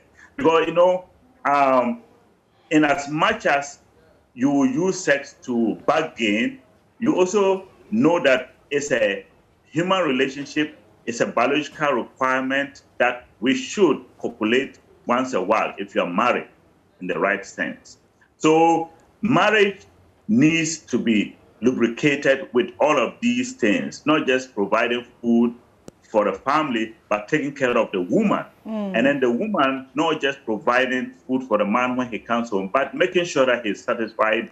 And once the person gets satisfied sexually, the stress level goes down. So Aniwa, you're right. Stress level goes down with adequate sex and good relationship. Because adequate sex means the partnership is good and the partnership is healthy, meaning the person will live long, the person will have better outlook in life in terms of his cardiovascular risk factors.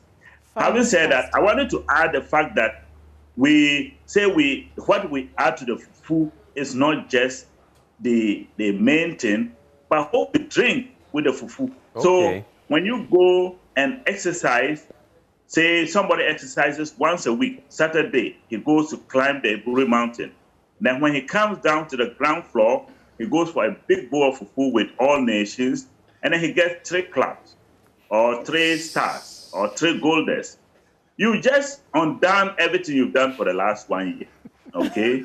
So that is what we need to look at. When you are exercising, for cardiovascular health and weight loss, you need to go higher, about 45 to 60 minutes per day, 5 times a week. If you don't want to be healthy, 30 minutes a day is okay. But most of us just exercise once a week. And then we come and clear everything on the plate. And then in the evening, we go and add more. We celebrate. So it is a tough problem. We need to change the attitude. All right. Okay, so I would want us to speak with Maxwell again. And it's about the choices that we make and about the meals that we have, our diet. You talk about, because of our lifestyle, it's difficult. We end up having a lot of junk food. We're eating out a lot. But how about if we make a conscious effort to make our own meals or pack our lunch, for instance? So you're leaving the house very early, and so you probably can't have breakfast at that time.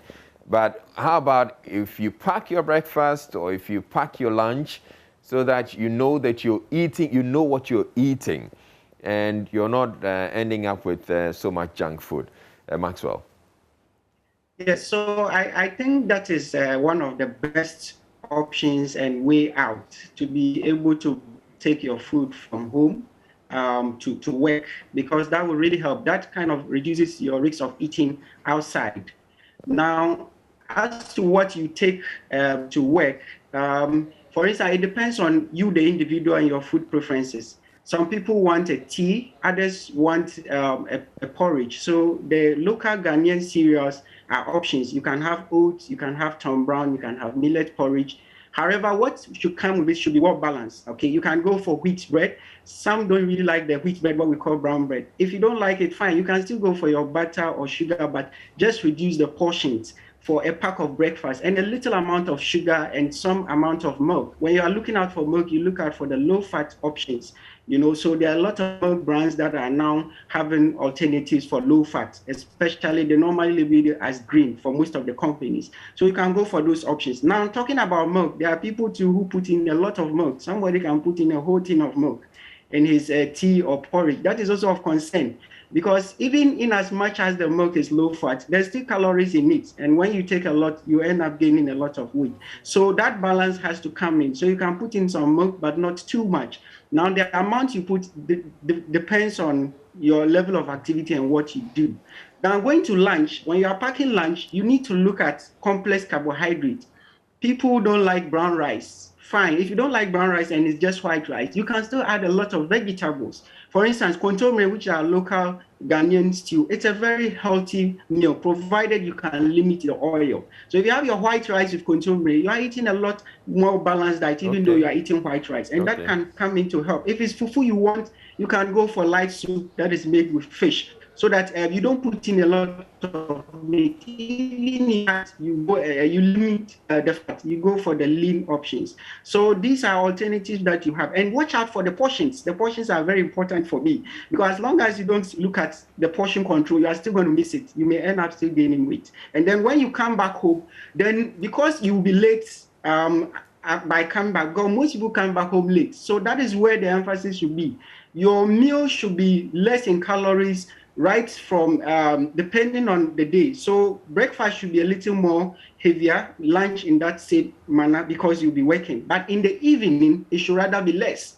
But we have turned the whole thing upside down. It is now around 9, somebody has gotten home and he's going to eat a full mountain of fufu. I mean, when you do that, that would not work. You end up gaining a lot of weight. So we need to watch out and make sure that the supper is really less in calories, so that we can be able to use our obesity. And one thing I want to add is that Ghanaians really glorify obesity. And when you look at the comment that our viewers were sharing, a lot of people were happy about obesity, and they said obesity is an African thing and people are beautiful when they are obese. But that is not the case, because come to the clinic, if you pick 5 patients, 4 of cardiovascular or lifestyle disease, obese. Okay, so those are some of the things we need to look at. Obesity should not be glorified.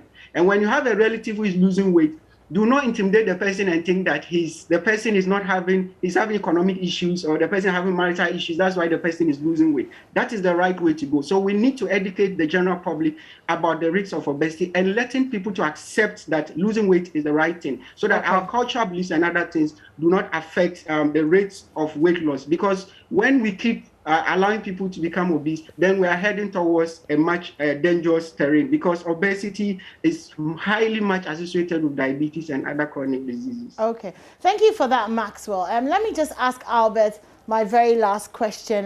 Albert, is it possible, do you think, that somewhere in the near future, perhaps we could legislate for a law that allows very fit men to walk around in gyms half naked as a form of motivation or inspiration for the rest of us, so that we can actually find our way to the health clubs and to the gyms? This is a very serious question. I don't like the fact that people are laughing. I'm very, very, very serious. You'd have to unmute, please. Albert, you have to unmute. I think you're asking the wrong person, because this is legislation, and that's more the politicians. Oh, no, but we have to start with the campaigning. But on a more serious note, what I actually want to talk about is motivation.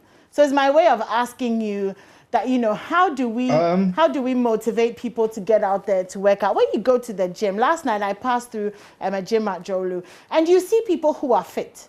Very, sexy women, very nice looking men. And you're thinking, okay, if I'm fat or if I'm overweight, how do I fit into this club of already, sculpted men and women? So with regards to motivation, I think your best motivation is the mirror, right? So when you look in the mirror and you don't like what you see, then the next thing is to work on it. Well, there are first people that look in the mirror and they like what they see, bro. Like, if you like what you see, then live with it. Okay. But I know for sure there's so many people who, behind closed doors, don't like what they see, right? And they're so concerned with the opinions of others. That's why they don't work out. Now, personally, no one else can help you. I can only help you when you come to me, as in, okay, I need help, right? Now, again, so that's, with regards to motivation, look into the mirror. But people are searching for motivation when they should be searching for discipline. It's the disciplines that will get you through it daily. Motivation comes and goes, right? There's somebody watching this video or this show right now who will be motivated to start eating right and start doing all those things this particular moment. But in a few minutes, they lack the discipline to follow it through. Yeah. So most people are searching for motivation, but they need It's discipline that you need. It's every day. I tell you, I work out every day and I try to eat as healthy as I can every day. But it gets difficult every day. I have to talk myself through it every day. So Okay. people should look for discipline. Like, why did you start? So when you wake up in the morning and you want to do something and your mind is telling you not to do it, convince yourself why you started. That's the discipline, because motivation won't be there forever. Okay. But discipline, when you build it, will stick with you forever. Well, thank you for that. May the Lord Jesus Christ, who saved us from sin, give us the grace to be disciplined and fix our lives and fix our bodies. Thank you guys so much. Maxwell, Albert, and my favorite doctor of all time, absolutely. Thank you so much for sharing your morning with us. We're so grateful. You guys have a fantastic weekend. Thank you for joining us here on the AM show. That I am Thank you for having me. Reluctantly doing with Israel. Thank you guys. All right, and enjoy your day. But I mean, one of the things I took out of it is that the family members are also contributing to the obesity challenges we're having, because they're looking at their family members, their relatives who are in marriages, and saying, well, your husband is not taking good care of you, or your wife is not feeding you. Yeah. So please, set us free. Oh, okay.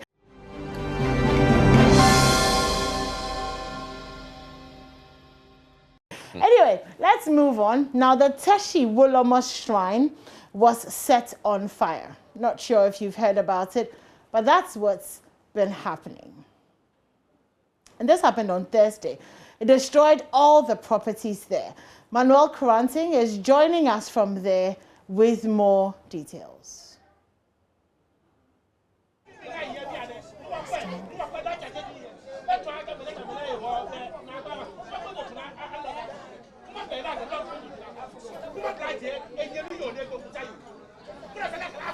Manuel, are you there?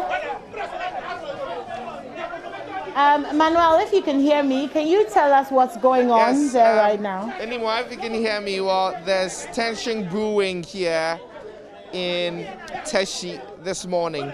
Indeed, news that got to us is that last night the Wolomos Palace, and in the traditional community of the Teshi people, the Wolomo represents the spiritual authority of the people. Well, last night his palace was attacked, and behind me you can see shattered glasses of the door and remnants of ties which were bent from here, giving an indication of what indeed happened last night. We're told that a long-standing, if you like, disagreement and chieftaincy dispute within the community was really the reason this happened. There are two factions, we are told. A faction that belongs to the chief, the chief of the community, and then another faction that is with the Council of Elders of the Teshi Traditional Council. Well, there was a misunderstanding yesterday which eventually degenerated into the attacks. From eyewitnesses' accounts that we've gotten just before you came to us, there were sporadic shootings last night resulting in the injury of one person. We're also told that about 9 people have been picked up by the police and have been transferred to the Accra region headquarters. I will try and get you those details, but I'm told that this gentleman was here yesterday when it all happened. Remember when you fight out over there? Niaje, ofane kuma camera mi. Chowa mi dumie akon mi oye ni biye ba miniba. Ofane ye biye ne. Miniba. Ofane watashi mi tabiye ne nege. Inchi ji mamoshi. Intashi inchi ji mamoshi. Mi yeni na me pue ame jenege na mbadu monege. Na mbadu moshi bokome ke pue enyetu enye enwe. Menyo no lewe enyetu mete no neba nubone lewe tabi egbe yeni na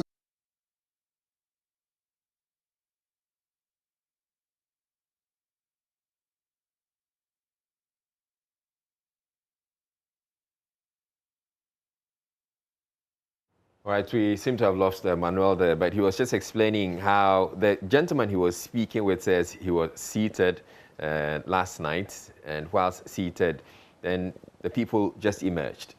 He says the first guy who emerged had a gun, and the second one also had a gun. He said he was eating, and the gentleman, the other fairly old man who was standing by him, he says that man was also eating.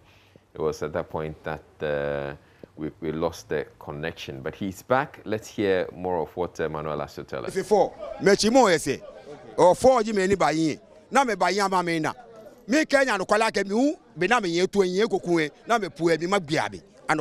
what he's telling me is that 4 people charged at him last night while he was still eating, and you could still see the bowl here with Kinky husk here.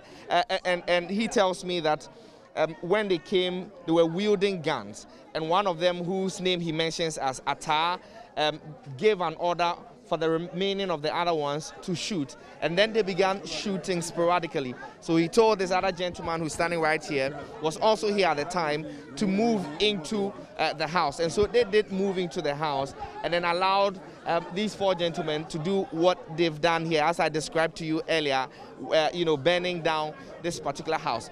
Well, it's worthy of note that this is just one.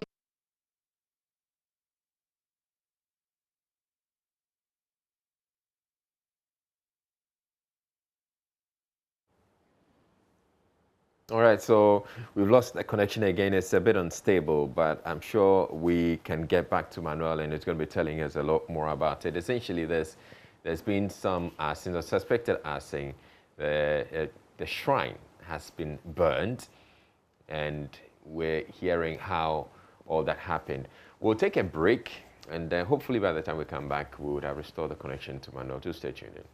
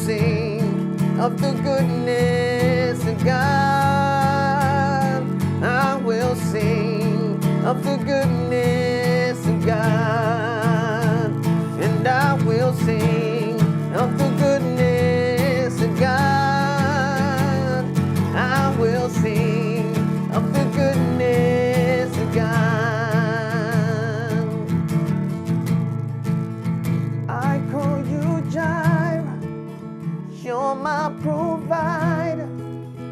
I call you Nisi, you are my banner.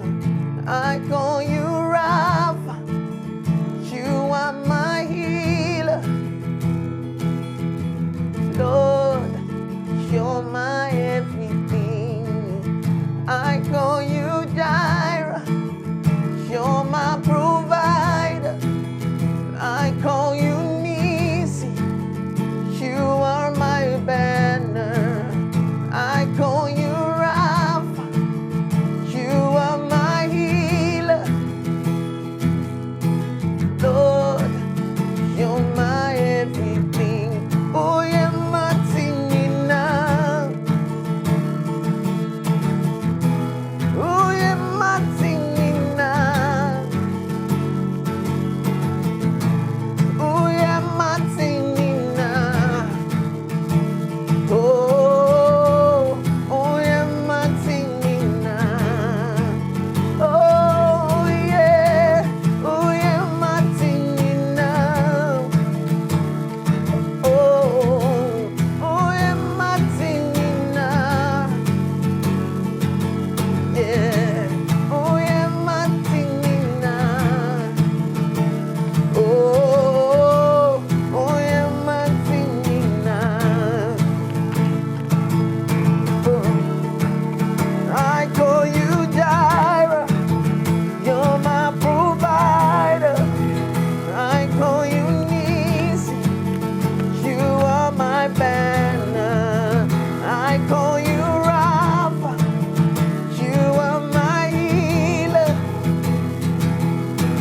Lord, you're my end. I call you Jireh, you're my provider. I call you Nisi, you are my banner. I call you Rapha, you are my healer. Lord, you're my everything.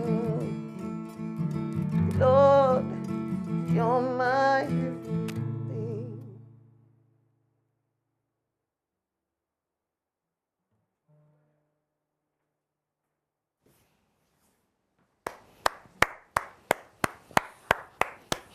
Now that was beautiful. Thank that was you. beautiful. I was just standing back there, just watching you.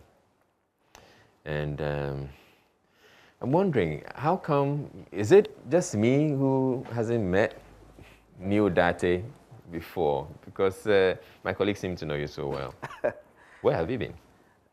So I've been around. I've been, you know, those kind of places where like you are in a particular spot, worship leading. I've been worship leading for some time now. Okay.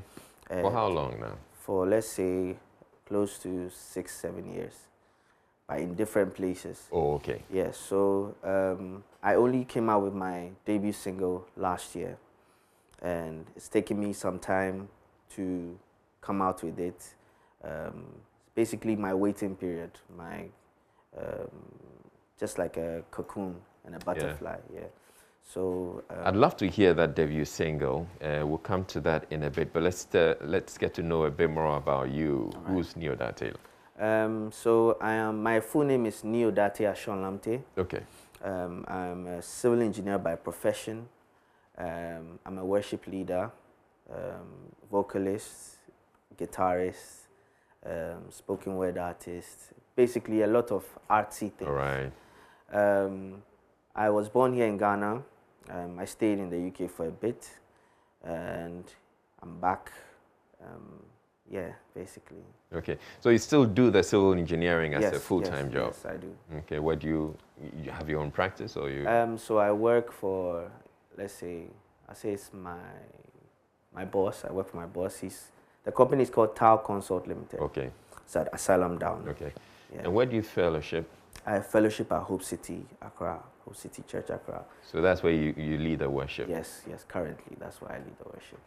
What got you into music? I'll say it was a calling. At which point? So my calling came second year of university. Yeah, and it's been more called as a worship leader, called as a evangelist of the word through music. And yeah, second year in KNUST. So how did it start? You just picked up a guitar one day and So, said it? okay, so well, back in uni, I was more like worship leader for a Hillsong themed ministry. Okay, so you're saying you're a worship leader. I want to know how it all started. So if you could take like us when I back. started singing. Yeah. Okay, I started singing in senior high school. I went to Achimota. I was part of the choir. Sang for my house on various occasions. So you just felt that, okay, you had a good voice, you could sing, or you just joined the choir? Yeah, so at that point, I just joined the choir because, yes, I felt I had a good voice, but then I also wanted to improve. Okay. So singing is not, there is no point where you say you are there. So if you listen to anything that I have done, let's say 3, 4, 5, 6 years ago, every stage has a different quality of voice. Yeah. So people say your voice matures over time as you continue to use it, as you continue to practice. So yeah, so I started singing off with the expectation of improving my voice because I started doing choral. And let's say at that time, yes, it was for competitions and all that. But then as I entered into uni, I joined actual Christian music groups, Christian choirs. That was a Hillsong theme. Yes, a Hillsong themed ministry. And what happened was, so it was, I taught myself how to play the guitar. Okay. And it was at that point because I used to watch all these videos and you see maybe the worship leader is playing an acoustic guitar and I'm like, what am I doing? You should go in with something. Exactly. I need to be able to be versatile. I need to be able to go somewhere and not to depend on anybody. And it's been a blessing for me. It's been actually very difficult at times because initially you started off learning with the calluses on your hands and it's like, oh, it's painful. And then it gets to the point where because of uni, you didn't have time. But then God has been faithful because after school, he's given me like the biggest opportunities, the biggest encouragement. Opportunities such as?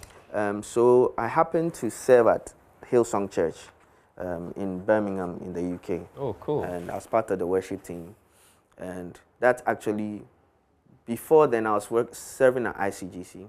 And so when I went to Hillsong, it actually changed, I won't say changed my style of music, it solidified it because everybody knew me to be the guy who doesn't sing tree songs. He's always singing rofunyum, those kind of things. But then, you know, one thing about music is, you cannot target everybody. You get it? There is a focus group that you are working with. Like, for example, outside you have Elevation Worship, you have Hillsong, you have all those people. There's a group of people that their music is caters to. Exactly. But if you come here, maybe you have other styles of music that caters to like these people, you get me? So someone will listen to maybe the songs that I do like, oh, I don't really feel it. Someone will listen to maybe outside, will listen to a local song, I don't really feel it. But then it's the kind of music that agrees with their spirit. Essentially, you shouldn't force yourself to do music to serve everyone. Everyone. Because God has a particular group of people he has called you to. You may not know it straightforward.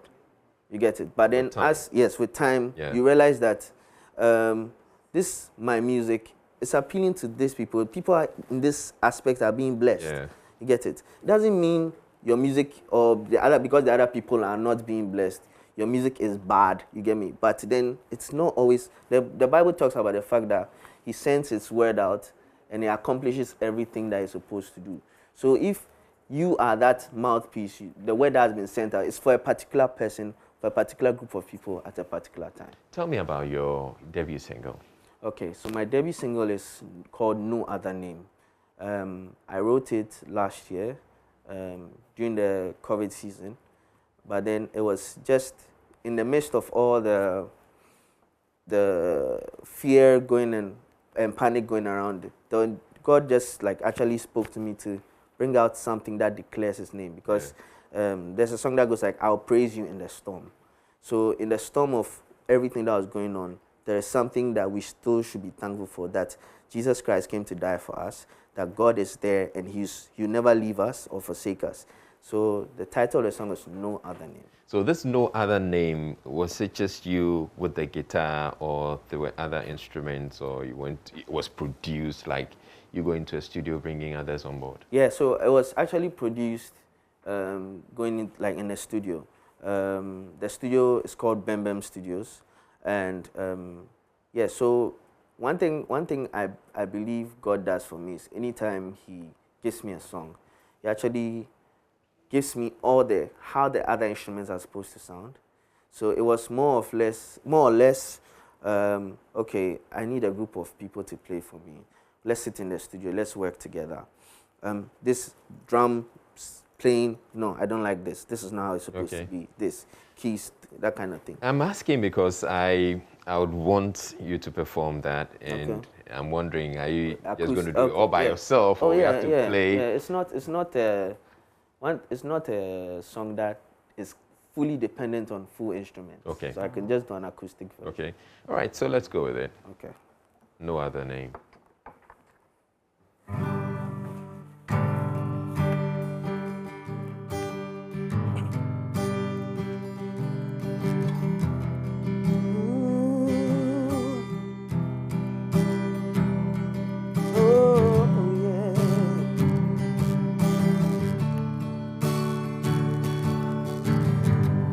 There's a sound that resonates in my heart.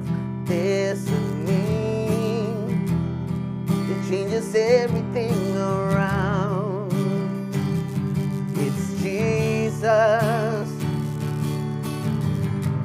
There's a name that causes demons to run out. There's a name that causes strongholds to fall down. It's Jesus.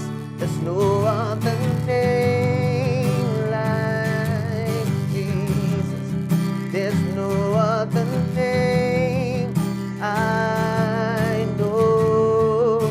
There's no other name like Jesus. There's no other name. There's no other name. You found your way into the depths of my heart. Your love remained and caused my heart to turn around. The love of Jesus. There's a God who never changes, a God who's faithful to the end. He holds the world in His hands, and He will always hold you up. It's Jesus. There's no other name like Jesus. There's no other name I know. There's no other name like Jesus.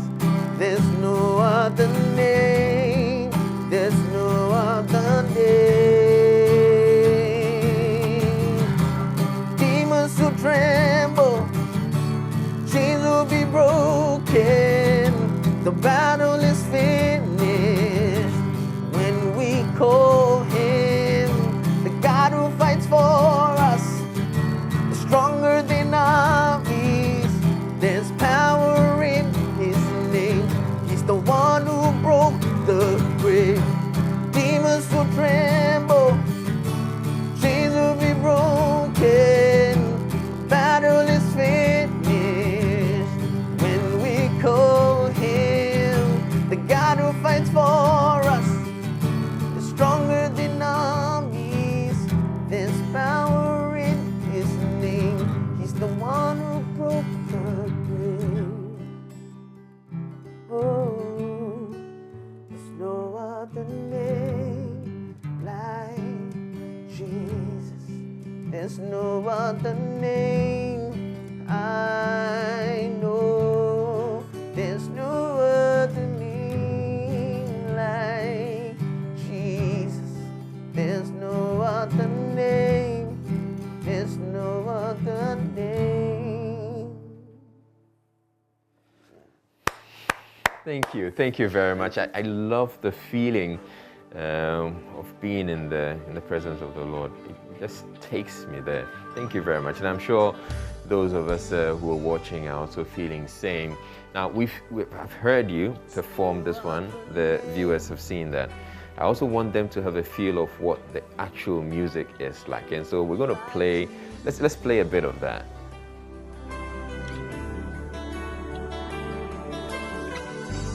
There's a sound that resonates in my heart. There's a name that changes everything around. It's Jesus. So There's a name. So this is the one that was put together in the studio, which has all the other instrumentation. What's next for you, Dante? So I'm working on a couple of singles and a couple of collaborations. Currently, I am doing a lot more on YouTube. Okay. Posting videos. Yeah. So videos of songs that you performed. So yes, covers. Yeah, covers, okay. And then I have not started posting original content on yet, because I'd rather record those and then have the videos. Okay. So yeah. You haven't done a video for No Other Name? No, I haven't. Okay. I haven't. All right. Thank you very much. We're going to end on, we're going to play the No Other Name, the one that you have on your YouTube channel. So we're going to play that. But thank you very much for coming. I wish you the very best. You were talking about the collaborations.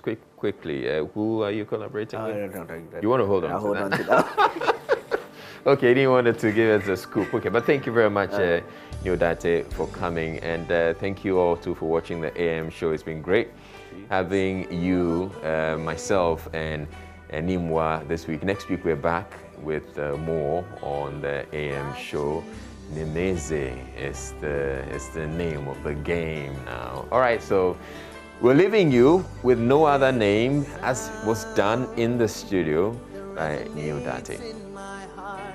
There's a name that changes everything around. It's Jesus. There's a name that causes demons to run out. There's a name